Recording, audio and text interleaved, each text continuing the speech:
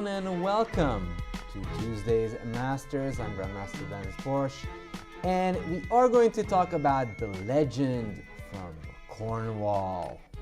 Yes, this is no fluke. He is from Cornwall, this Super Grandmaster from the 90s. In fact, he is famous for breaking Fischer's record. And apart from Judith Polgar, he's the other one who did it.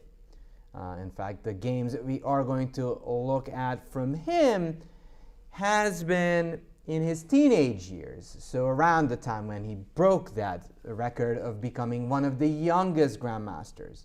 Now, the title is a Forgotten Grandmaster, Forgotten Legend, for a reason. I feel that he is unjustly forgotten and rarely mentioned.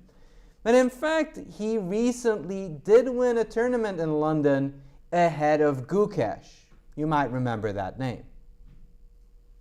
Now, Mickey Adams, as he is usually called, is from Britain, and Britain actually had plenty of fantastic players at the time and a booming chess scene with Nigel Short, John Spillman, Mark Hebden, and many others actually just going onto the scene and actually reaching silver medal a couple of times at the Chess Olympics in the 80s. In fact, some of the games are technically still in the late 80s, so it's not quite 90s, these games.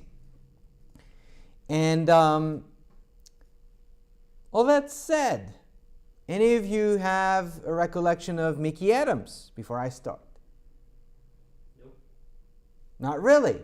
All right, so let's get it started. Mickey Adams is playing white against Westerinen, an international master. And Adams' style is actually fairly peculiar. In fact, a lot of the times when you see this very slow strategic chess, it is sort of Mickey Adams style play. You may even see snippets of that in Gukesh's play. Somewhat unassuming seemingly, but very pointed. But let's get into it. So e4, very standard at the time. It was one of the most popular openings. Najdorf's and all kinds of Sicilians was in vogue at the time. And e5, of course, still, everybody still played the Spanish. Knight f3, bishop b5, a6, bishop a4. Now, of course, bishop takes c6 is something to be played, but of course, this kind of went out of fashion. And it was played by Fischer a couple of times, but not much more after the matches. So bishop a4, keeping the pressure on. Knight f6, castles. Now, of course, d3 is something that became really popular of recent, but of course, castle was and still is considered the main line. Bishop e7, rook e1, d6. Of course, castles c3, d5 is the marshal, and it's very, very complicated. But usually, the evaluation is around balanced after the complications. So d6, c3, h3. Knight a5, bishop c2, c5, d4, knight c6. Okay, so there'll be moments I will test you all over here and the people watching. Black actually did a little bit of knight stutter, but they managed to build a fairly nice center for themselves. How should we react to this play is the first thing that I'm going to ask you all. Whenever it comes to strategy, you still have to sort of try your hand at it. That's the only way to actually improve your game, your strategic understanding. Just watching, even just analyzing is not enough. You have to guess your way into strategic understanding. You have to be part of this journey.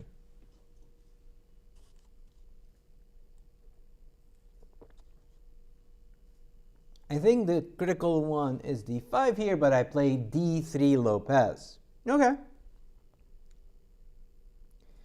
So I'm not pushing you to make an immediate decision, but definitely tell me, what are you guys considering? Well, the first thing was pushing d5, but I don't Okay. know what that achieves. Mm-hmm. Ignoring it with something like knight bd2, Mm-hmm. you know, to do the typical plan. Mm-hmm. So knight d2, d5, they're all completely legitimate. However, whenever you kind of try to understand any position, may it be tactical or positional, you really have to concentrate on what is the idea of my opponent? What are they trying to accomplish?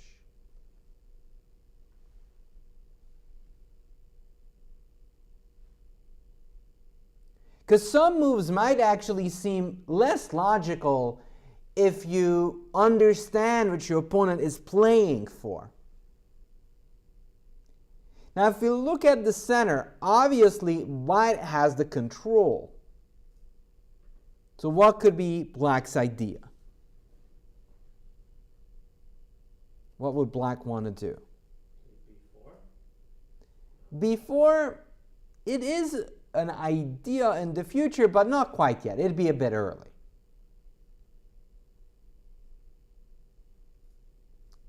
So just like in any other position, you fight for the center. It's all about the center. So you sometimes do play on the sides, but only if provoked or if there is some extra dividends you can gain from it.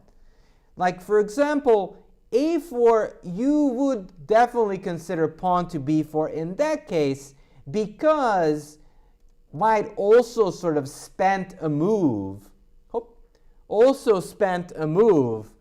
playing on the sides. But for now, this move of knight c6 obviously tries to pressure the center, right? So you have to actually factor that in when you make your choice of either moving your knight or pushing the pawn.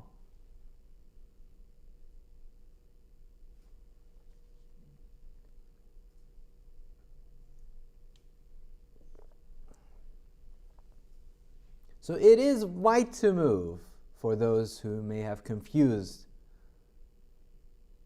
it a little bit. Chess is, by the way, a game of logic. I hope that's nothing new. Was everything that black did logical? Or was there something debatable, at least, done by black? Yeah, moving the knight 3 times. Yeah, the knight has been moved a lot of times. So whenever your opponent does something debatable, you may want to punish it.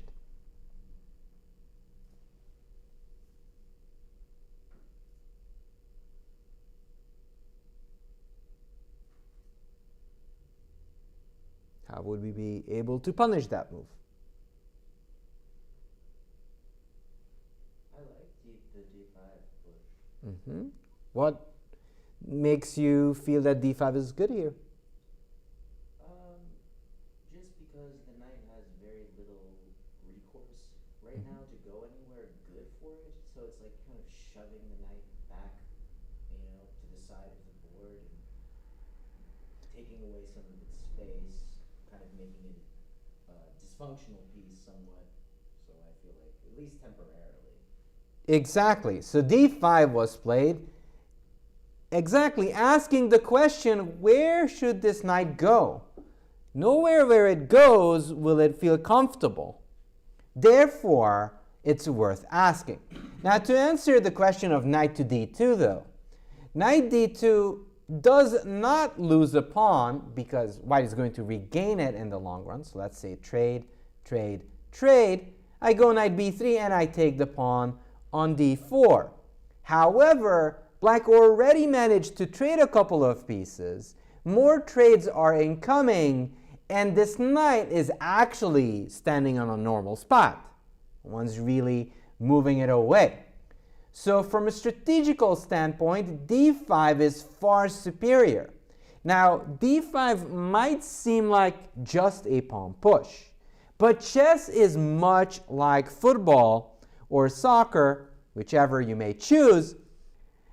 It's about trying to infiltrate, get knee-deep into your opponent's camp.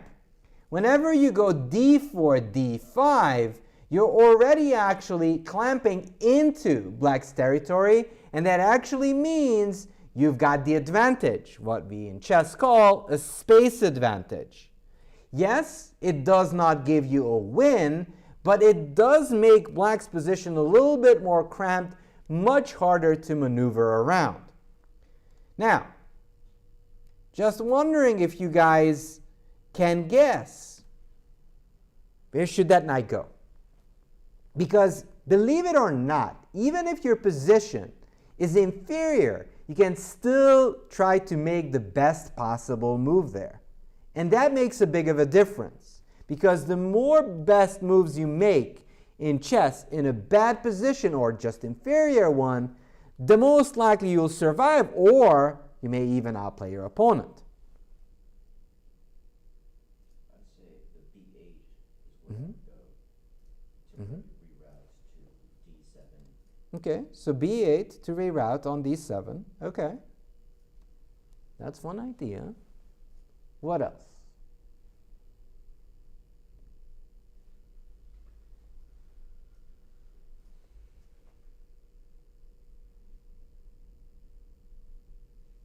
Now there is a trick in close positions. And whenever you say close positions, that's why I'm always going on the spiel of all these classical ideas of chess and principles. You have to really know when you can get away with stuff. A5. But why would you go to a5 compared to b8? Well, I mean, You know, just try your hand. Give it a reason. I like a5 more because of the potentially trying to get the knight eventually to c4 if that's going to be playable, because that's a much more improved position for the knight. I'm trying to see like if white is not having that. Well, you always try to check, of course, if your opponent can stop it, but you can still strive for a good square even if your opponent is going to stop it. That will make them waste time, right? So knight a5 would have been the right move. In the game, black played knight a7, which is less than ideal. But knight a5 would have been pretty good, especially let's say b4. Black would get a very nice and cushy outpost on c4. Now you might be asking, well, how can black get away with wasting 3-4 moves with the knight? Well, it's a close position. Therefore, time slows down. So you have actually time to maneuver a lot. That in an open position, of course, would be much more likely to be punished. But in a close position like this, even for white, this knight will have to make a lot of moves to get to a good spot. It's all about improving the pieces.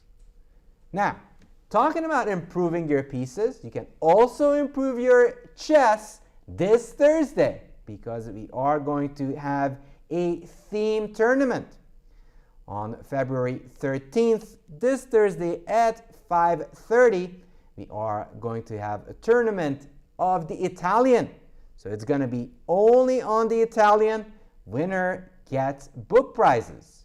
So if you're interested, there will be a bit of a lecture before the tournament here at the Chess Club by me, yours truly, and Tatev Abrahamian. And we're going to go through all of the basics that you have to know, and then there'll be a small tournament that you can attend and play. So knight a5. That's one way of improving the knight, because it does control this important square. Now black didn't quite catch that, and maybe even knight b8 is possible just to maneuver it around, although knight b8 is a little bit passive. So knight a7, knight d2, c4. And yeah, that is correct. Ben Simon is correct. It's only going to be the Italian. We are going to have, and there's future theme events that we're planning to have, but this time it's just going to be solely Italian. But that means fried liver. It means evens gambit. It means plenty of fun play. So knight bd2, c4, and this is going to be here at the club. So this is the situation that you often get. You're out of preparation. You'll have to figure out a method of your own.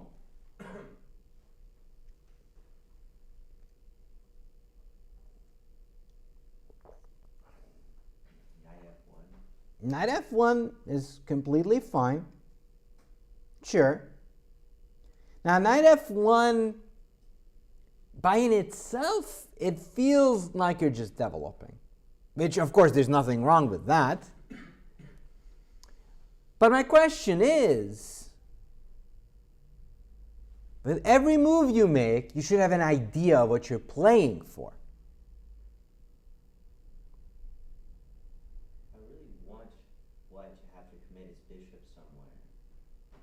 I mean black, excuse me, to commit the bishop somewhere, because the point I was going knight f1, g3, and then maybe trying eventually, I mean, I'm assuming here that black's going to go b7, bishop b7, and I don't know, maybe they'll go bishop d7 instead. Here maybe, bishop d7, I would just want to get the knight, maybe one of my knights over to f5.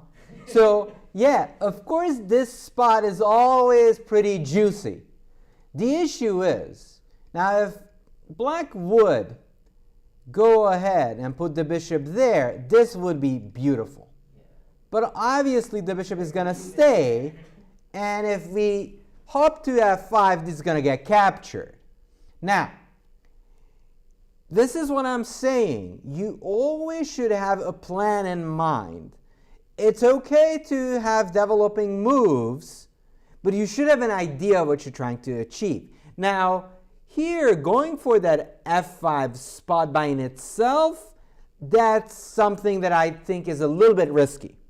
It's not necessarily wrong per se, but for a grand plan in this close position might not be enough. It's not something that you wouldn't do, but all alone, just getting a knight there might not be enough of a plan. Now remember, this is the Spanish torture, as we all know. What does that entail? It's in the name. Black is going to suffer. Why is black going to suffer? What's wrong with this? What could be a potential issue? Yeah, a6 looks tender. Yes. The knight doesn't have a lot of squares, so it's kind of obstructing the rook. The bishop Yes. doesn't overwork because you wanted to defend f5, but is the only piece defending the pawn. Yes, so the black pieces are pretty cramped. The knight is awful. And the a6, b5 pawn, like in all of those Ruy Lopez's, are targets, right? Now, and this is the moment I have to recall this conversation between Yasser and Korchnoi, is that Yasser said, oh, that pawn is weak. And then Korchnoi said, but how are you going to get to it? Same thing here. Those pawns are weak. Okay. On paper, true, but how are you going to get to him? Can we start with b3? b3, brilliant. b3 is actually a move that wasn't played. But you are undermining the c4 pawn, and if they capture, which probably they should do, because otherwise this pawn will get isolated.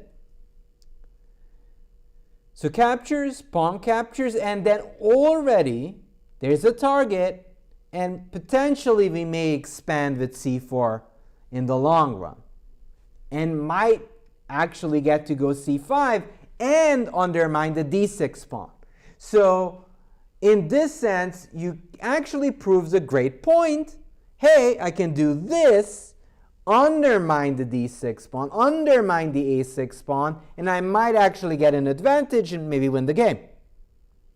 Of course, it's a bit too early to jump to conclusions like that, but I can sort of claim a tidbit of an advantage.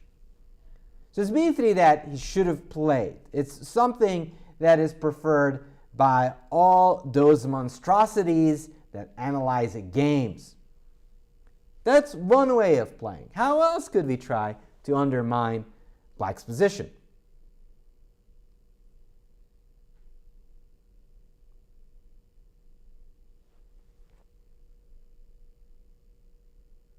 So we're sort of exploring ideas first.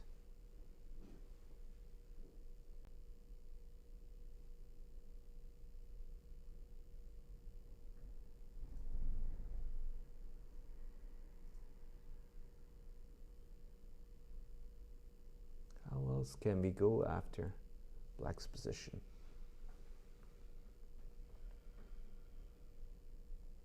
a4, that's correct. a4 is definitely one way of playing. Now, a4 might not be a big difference for a computer, but for us humans, we can kind of feel the pressure, right?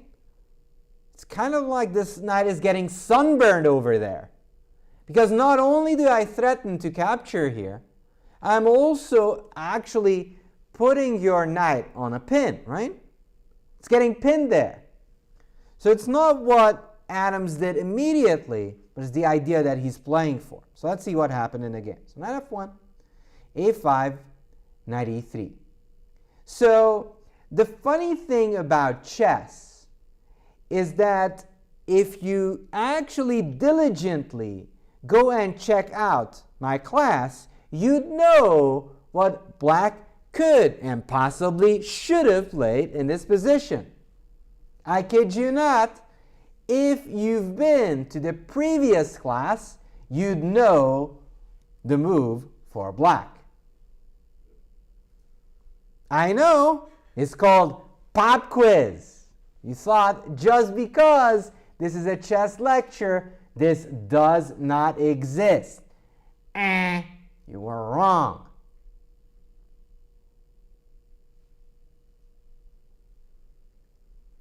And I'm going to grade, and not on a curve.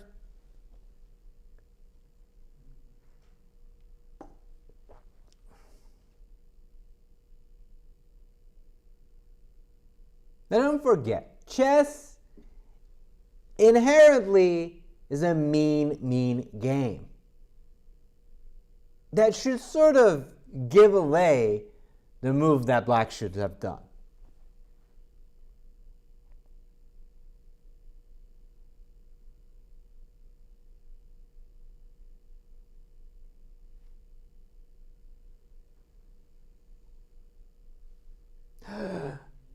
You all didn't prepare for my class?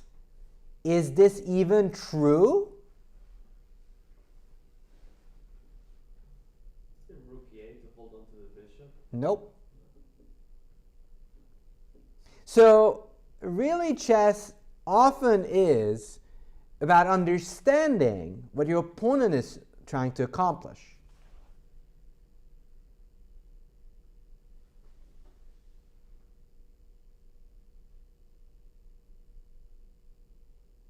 Yeah, that's correct. If you're being mean, we can play a4 ourselves and stop White's idea of playing a4.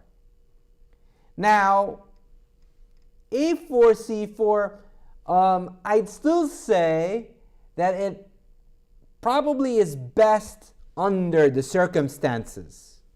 I'm not necessarily saying is the only and the absolute best way of playing. I think there are many, many other ways of doing so.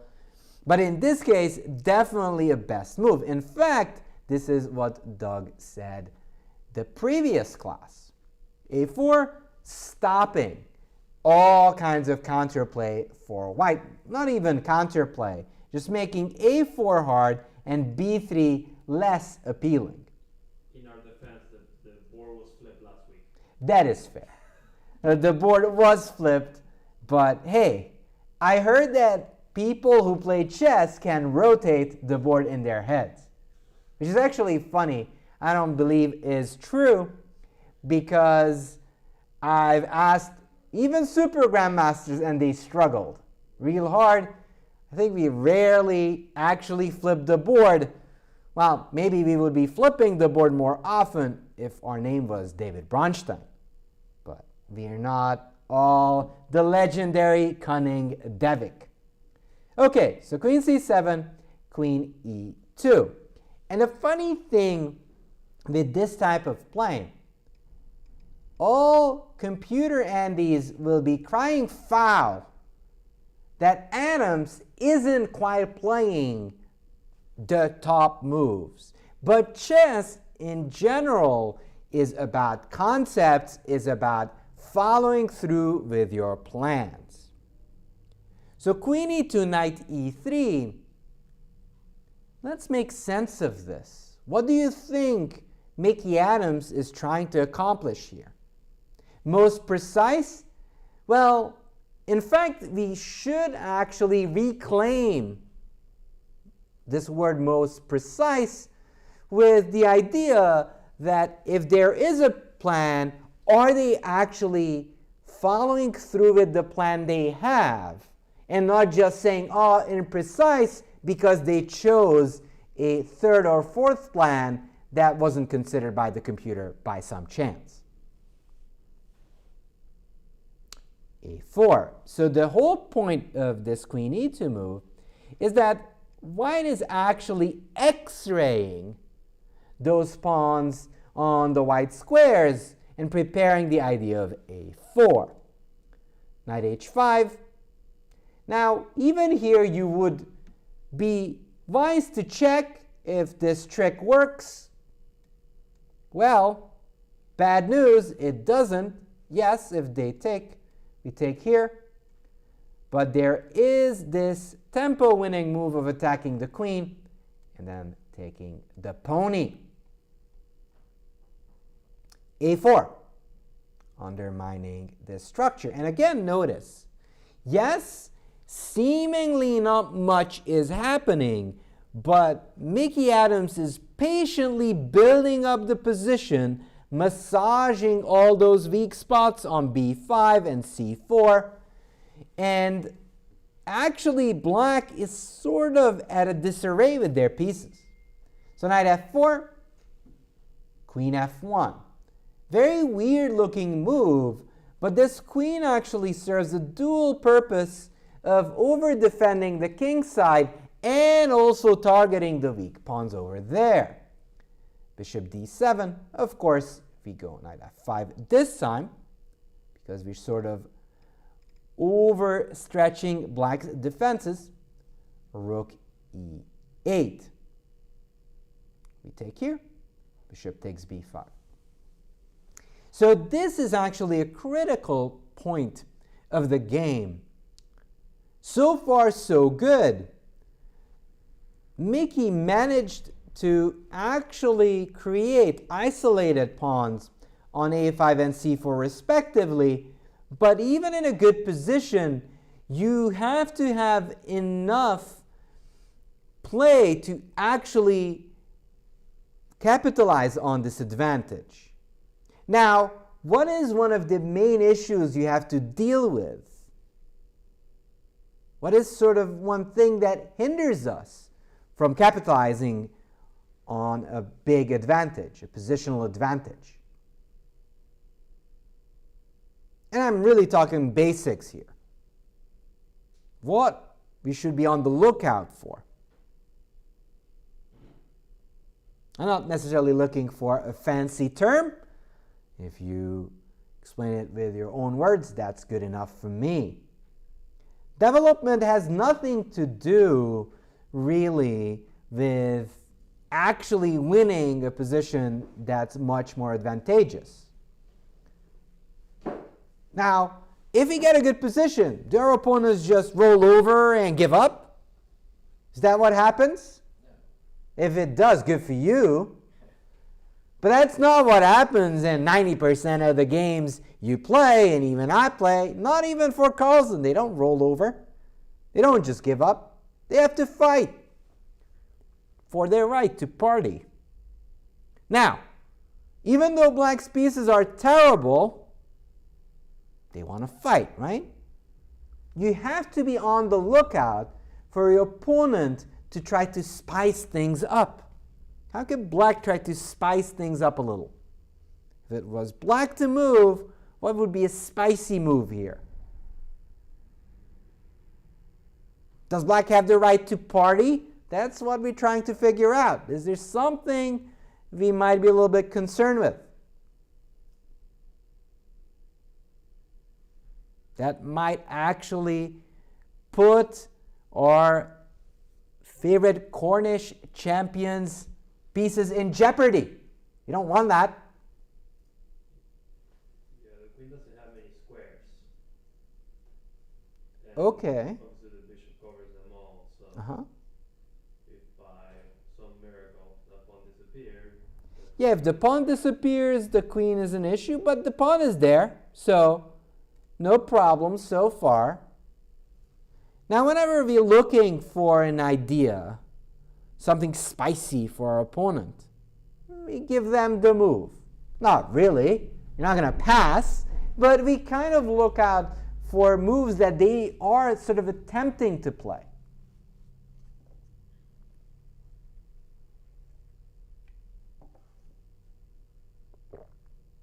How does black want to party here?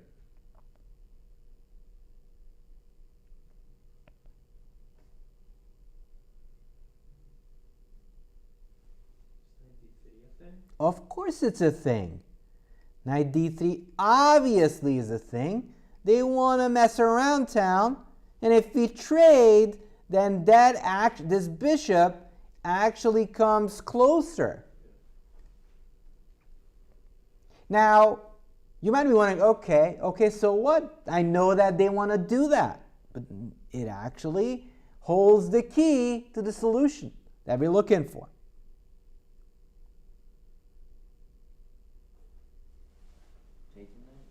Of course. Take the knight. He takes. And now you may notice that the position improves in big ways because no longer do they have these jumps at all. Now, in many positions, including Carlsbad structures that we've looked at previously, and we're definitely going to check out in the future as well, there are pieces that are key for your opponent to hold everything together. If they disappear from the board, it just all falls and just falls into pieces.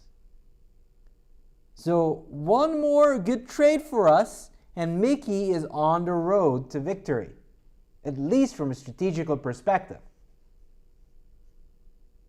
You do get the d4 square, but the d4 square by in itself is not going to win you the game. I like to get rid of the d6 pawn. Okay, but it's a bit well protected right now. We'd love to do that, but preferably if we capture it for free.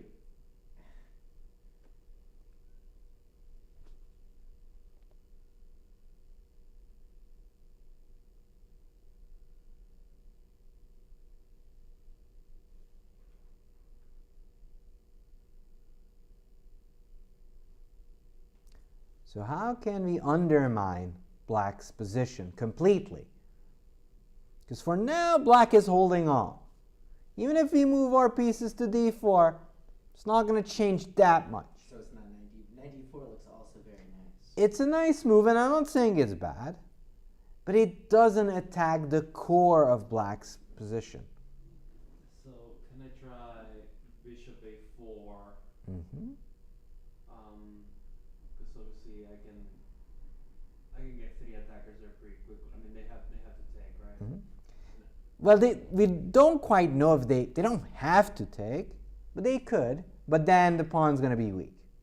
But indeed, bishop a4, and believe it or not, the soul of this position, the only reason why black is holding on, because that bishop holds it together.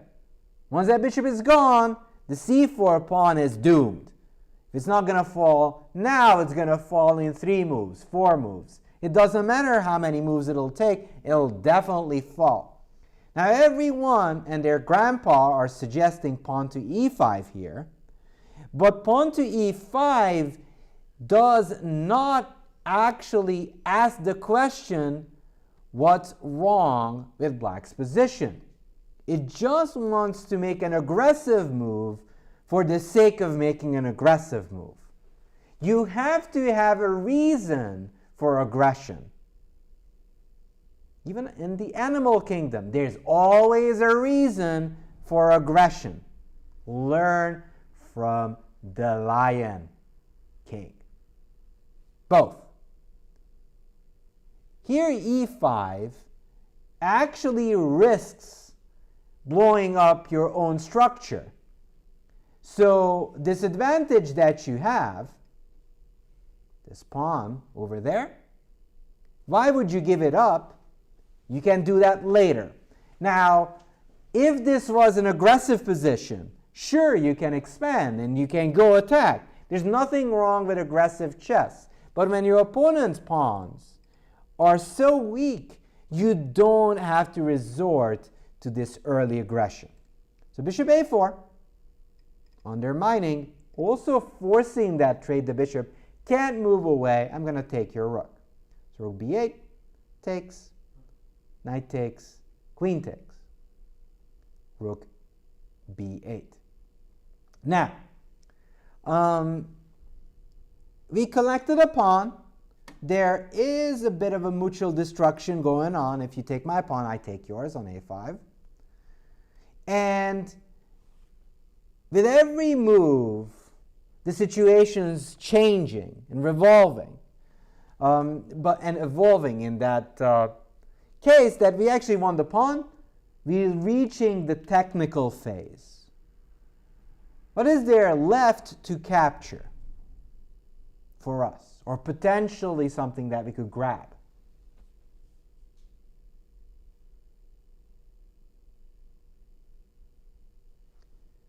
It's funny we call it like simple chess, but you may notice that the fact that he noticed that that was the key and the soul of black's position makes it more like a deep move than just simple chess.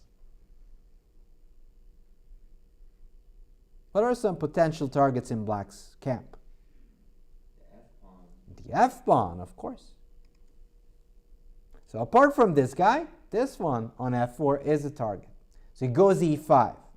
Now you might be asking, okay, I get it. Or actually, you don't get it. How come we pushed the pawn now and we didn't push the pawn before? Well, first, we make sure we're strategically winning and we have all of our opponent's pieces in disarray. That's after we accomplish that, then we do the break.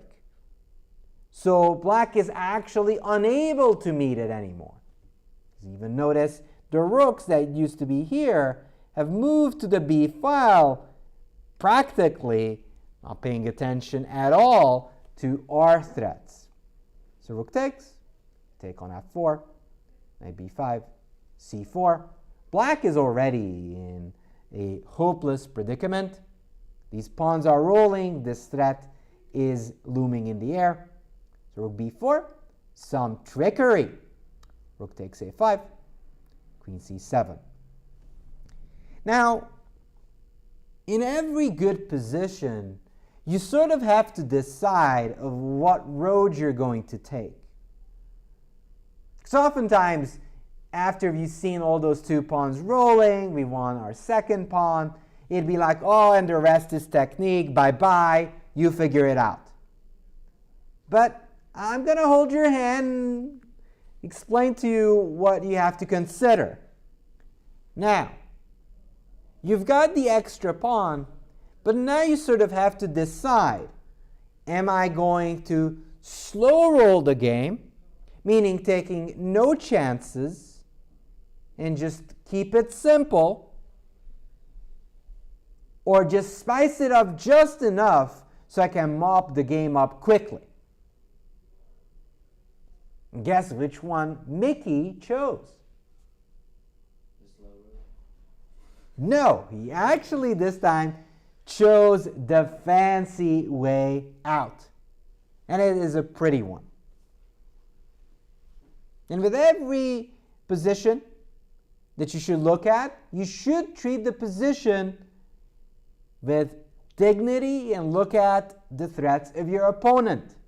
Queen d2 would be sad for your rook, and for you too, but probably for your rook.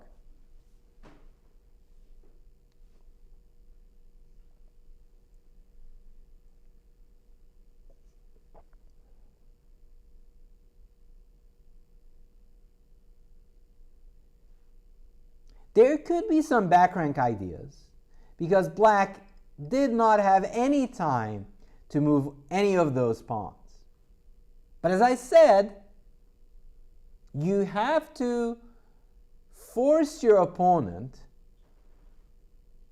to get into trouble. They're not going to walk into trouble by themselves.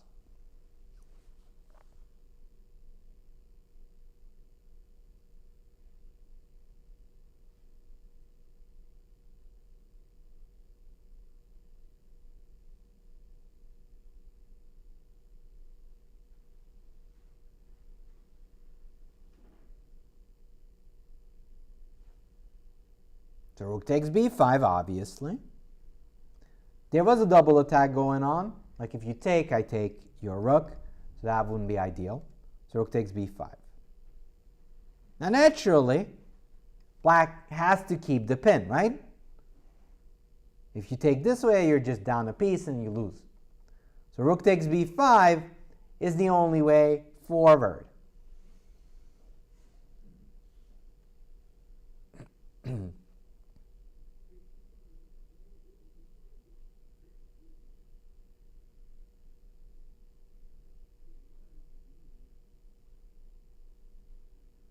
And this is crunch time for y'all. I would just take the pawn. You take the pawn. Queen d8. Of course, black has to try to guard the 8th, otherwise it's a back rank mate.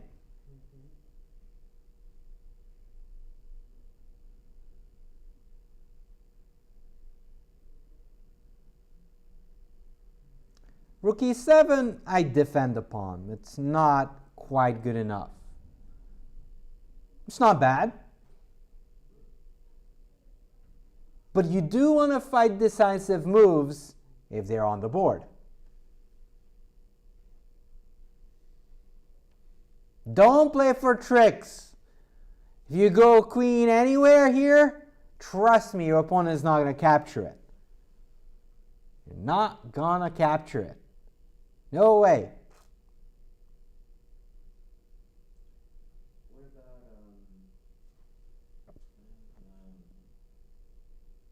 Don't self-censor yourself. If you have an idea and you feel it's worthy, please share. I don't think it helps. It doesn't have to help, it just has to win. I don't think it wins. You don't think it wins? Well, I was thinking You know just about trying to force playing like queen e5, but then that just hangs the pawn. Well, there is this idea. Yes, yeah, it's for yeah. Yes. That's what I was thinking. Mhm. Queen e5. I want But- to bring the knight up there, but I don't want to lose the pawn either. Mhm. So Mickey Adams's next move is very elegant, though. Very stylish. Very Mickey.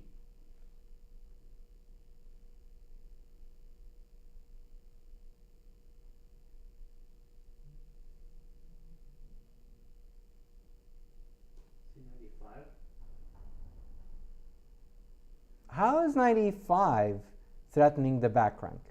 That's something that you all keep mentioning, but I still yet to figure out how does that work.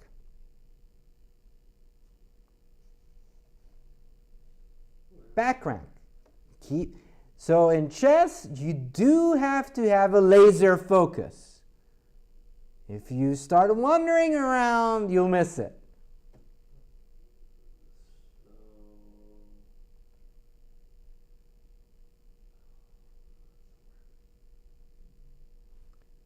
The idea is overloading. Overloading your opponent's pieces.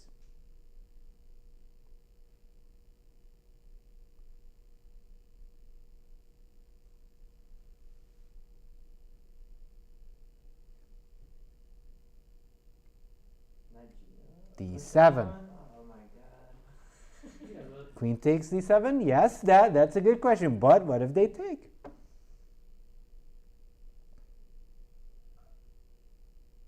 see, I saw that, but B8 is covered. The b8 is covered, yes. But you gotta overload the poor lady. You gotta make sure she's got a lot of things on her list.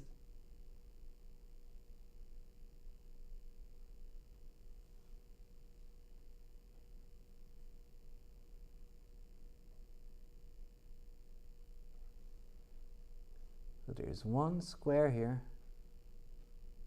Immediately wins. Or black loses the queen. Could you go queen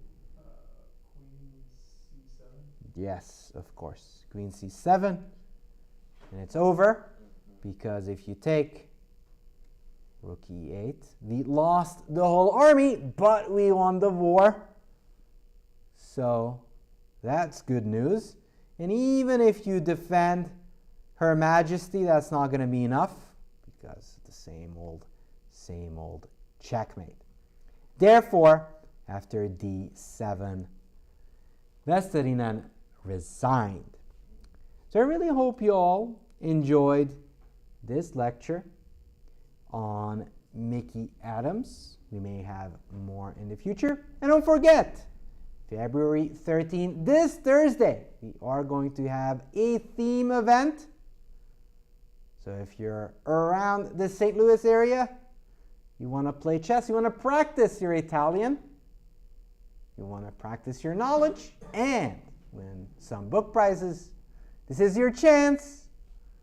Go be here at 5 if you want to get a bit of a lecture, know some more, and there's many, many more to come. Thank you so much for tuning in. See ya.